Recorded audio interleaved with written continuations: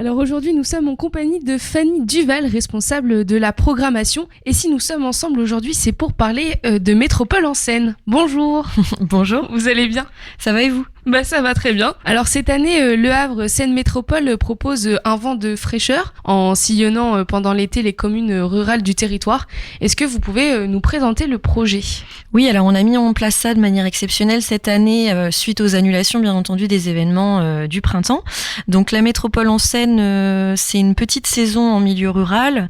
On a fait un appel à candidature pour les communes de moins de 2000 habitants, ce qui représente 43 communes sur le territoire, pour se porter candidate pour accueillir un spectacle ou une animation. On a 12 communes qui ont répondu pour accueillir un spectacle et nous avons plusieurs associations subventionnées par la communauté urbaine qui se sont aussi portées volontaires pour faire des petites animations durant l'été.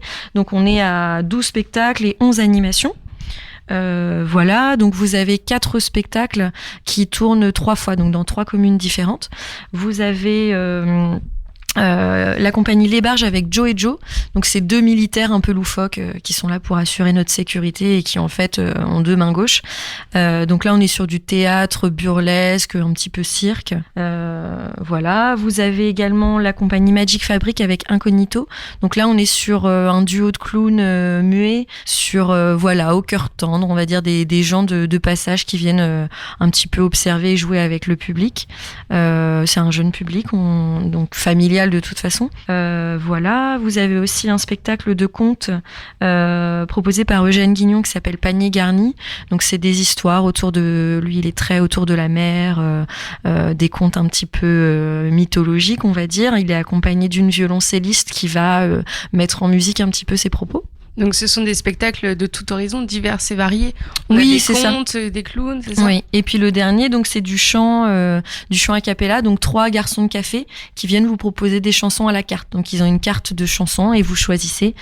Ça va de Johnny à des musiques de films, en passant par des choses un petit peu plus récentes d'aujourd'hui. Donc c'est vraiment des chansons au plus proche de vous parce qu'ils sont juste à côté de vous, a cappella. Enfin voilà, c'est intimiste et champêtre, c'est très beau. Et ces spectacles sont aussi le moyen de partir à la découverte des communes. Oui, tout à fait. Alors que ce soit pour les artistes comme pour nous, en fait, en tant qu'agents de la communauté urbaine, jeune communauté. Donc, ça nous a permis d'effectivement de rencontrer les maires, les adjoints aux maires, qui nous présentent leur commune, leurs dispositifs, leurs écoles, leurs gymnases, etc. On a même un maire à la poterie, par exemple, de Cap d'Antifer, qui nous a fait visiter le phare. Enfin voilà, c'était très intéressant. Et on voit que ces personnes-là sont très enthousiasmées d'accueillir quelque chose sur leur territoire et sont déjà, on va dire, porteurs aussi d'une dynamique sur place, d'envie, quoi. Ce sont des spectacles qui sont gratuits? Oui, c'est gratuit pour la population. C'est sur réservation obligatoire sur le site parce qu'on est quand même dans une période un petit peu exceptionnelle autour du Covid. Donc ça nous permet de gérer la jauge, qu'il n'y ait pas trop de personnes.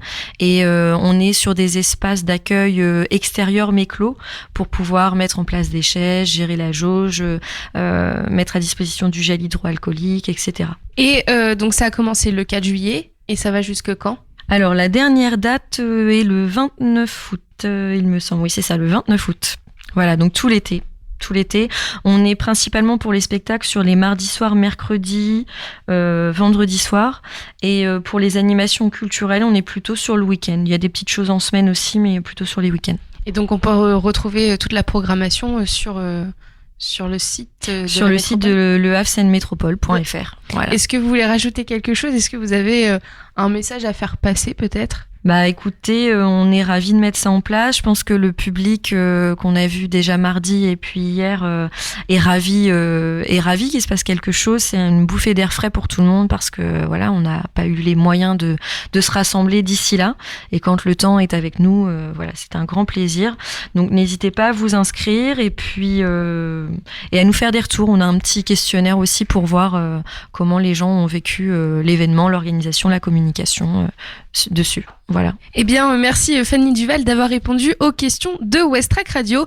C'est fini pour aujourd'hui. Merci de votre fidélité et je vous souhaite une excellente journée sur l'antenne de Westrack Radio.